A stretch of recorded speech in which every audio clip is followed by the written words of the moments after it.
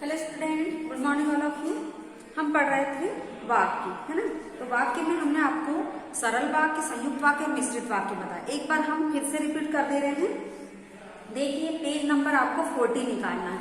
40 में सबसे पहले दिया है यहाँ पर रचना के आधार पर, है ना। ये दिया है केंद्र शासित प्रदेश अंडमान निकोबार भारत। फिर सेकंड में दिया है अंडमान निकोबार भारत का केंद्र शासित प्रदेश है। उपरोक्त काव्य में शब्दों का क्रम निश्चित नहीं है, इसलिए इस वाक्य के सार्थक अर्थ की अभिव्यक्ति नहीं हो रही है। जबकि वाक्य ख में आए सभी शब्द एक निश्चित क्रम में है ना, इसलिए इस वाक्य का एक निश्चित अर्थ निकल रहा है। इसलिए वाक्य की क्या परिभाषा होगी कि सार्थक शब्दों के सार्थक समूह को क्या कहते हैं, वाक्य कहते हैं। अब देखिए यहाँ पर लिखा है ध्यान देने योग्य बातें। उसमें फर्स्ट में दिया है कभी कभी एक अथवा दो शब्दों में ही पूरा भाव स्पष्ट हो जाता है। जैसे क नंबर दिया है इसमें ठीक है, और ख में दिया है सुनिए। अब सेकंड में दिया है वाक्य की एक यह भी पहचान है कि उसके अंत में पूर्ण विराम चिन्ह, प्रश्नवाचक चिन्ह या विस्मय सूचक चिन्ह का प्रयोग अवश्य होता है ना। अब देखिए वाक्य के अंत हमने पढ़े थे उद्देश्य और विधेय बताए थे। उद्देश्य वाक्य में जिसके बारे में कुछ कहा जाता है उसे उद्देश्य कहते हैं। जैसे रंजित बाजार जा रहा, तो रंजित क्या है, उद्देश्य।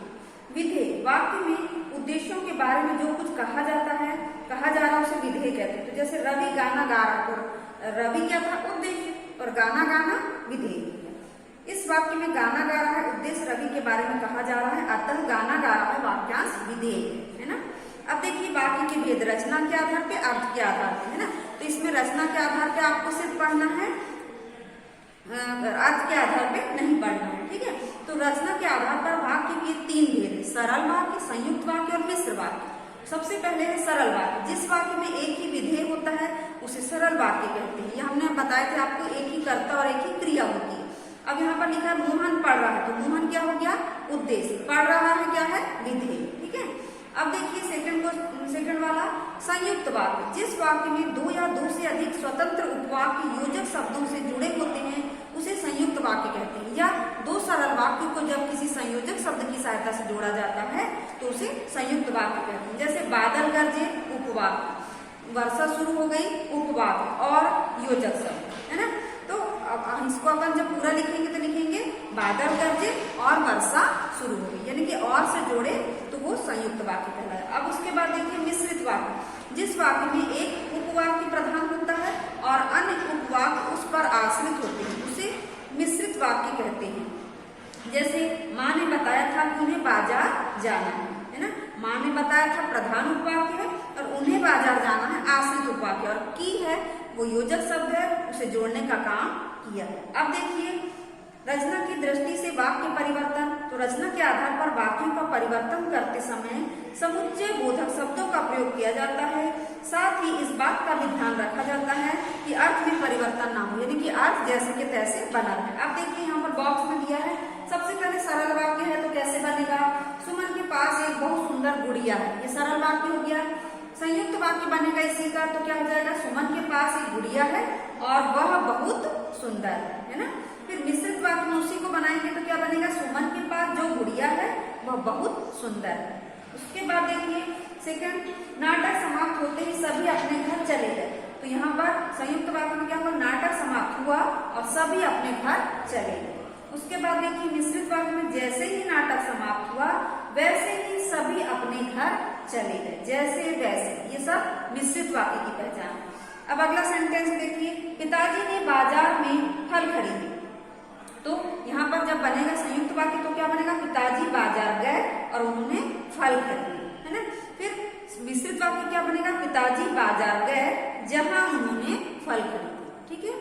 ये समझ में आ गया होगा आपको, आपने पढ़े भी होंगे। अब देखिए आओ करें 6 हमको करना है, तो हम कैसे करेंगे इसको, ये आओ करें 6, 7, 8 और मेरी बारी 3, 4, 5, ये हमको करना है। तो सबसे पहले क्वेश्चन है यहाँ पर आओ करें 6 में दिए गए वाक्यों में सही के आगे सही तथा गलत के आगे गलत का चिन्ह लगाइए। तो सबसे पहला क्वेश्चन इसमें वाक्य वर्णों से बनते हैं, सही गलत है कि सही है, गलत है। क्यों, क्योंकि यहाँ पर लिखा है सार्थक शब्दों के सार्थक समूह से वाक्य बनते, वर्णों से थोड़ी बनते, वर्णों से तो शब्द बनता है, इसलिए ये क्या होगा, रॉन्ग होगा। सेकेंड क्वेश्चन है वाक्य के दो अंग होते हैं, तो ये सही है, एक उद्देश्य और दूसरा विधेय, है ना, ये भी आपको याद रखना पड़ेगा। फिर अगला क्वेश्चन है, रचना के आधार पर वाक्य के तीन भेद होते हैं, ये भी सही है, सरल वाक्य, संयुक्त वाक्य और मिश्र वाक्य। अगला क्वेश्चन है, वाक्य को मिश्रित वाक्य का महत्वपूर्ण अंग माना जाता है, गलत, है ना, मिश्रित वाक्य का महत्वपूर्ण अंग नहीं माना जाता। फिर सरल वाक्य में एक विधेय होता है, तो ये सही है। अब देखिए, आओ करे साथ दिए गए वाक्यों में उद्देश्य और विधेय को अलग अलग करके लिखिए। सबसे पहला क्वेश्चन है यहाँ पर, निशा पत्र लिखती है, तो निशा क्या हुआ, उद्देश्य, और विधेय क्या हुआ, पत्र लिखती है, ठीक है। फिर सेकंड क्वेश्चन है, सचिन और विजय टहल रहे हैं, तो सचिन और विजय क्या हुए, उद्देश्य, और टहल रहे हैं विधेय। फिर अगला क्वेश्चन है, भारती बाजार जा रही है, तो भारती क्या हुआ, उद्देश्य, और विधेय में बाजार जा रही है। फिर अगला क्वेश्चन है, पिताजी अखबार पढ़ते हैं, तो पिताजी उद्देश्य और अखबार पढ़ते हैं विधेय।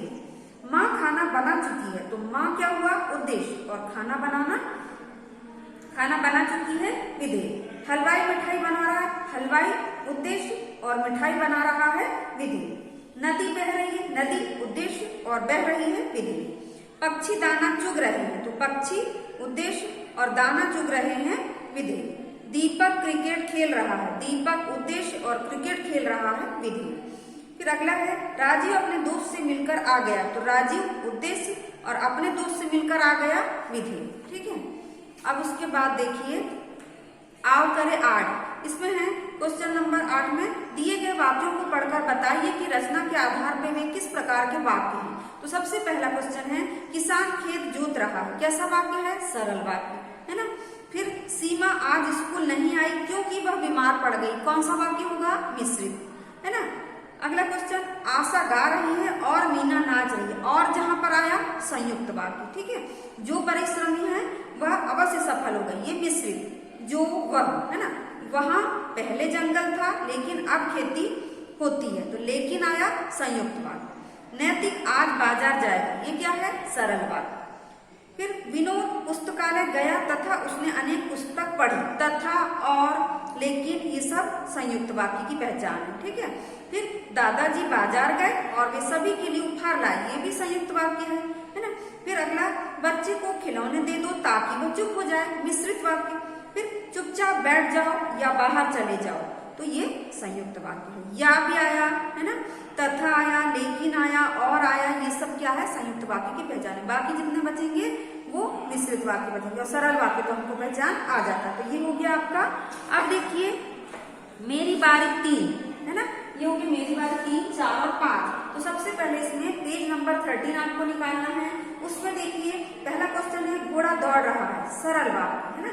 चूंकि बारिश हो रही है इसलिए गड्ढों में पानी भर गया, कैसा वाक्य है, मिश्रित वाक्य। नेताजी मंच पर आए और भाषण देने लगे, और आया तो कौन सा वाक्य, संयुक्त वाक्य। जिसने नीली कमीज पहनी है वह मेरा दोस्त है, ये कैसा वाक्य है, मिश्रित वाक्य। रवि पंजाब गया और 2 दिन बाद लौट आया, तो और क्या हुआ, संयुक्त वाक्य। फिर अमित ने बताया कि वह कक्षा में प्रथम आया है, तो ये कैसा वाक्य है, मिश्रित वाक्य। फिर अगला क्वेश्चन है, रंजित दूसरों की मदद करता है, सरल वाक्य। यदि प्रतियोगिता जीतना चाहते हो तो मेहनत करो, मिश्रित वाक्य, ठीक है।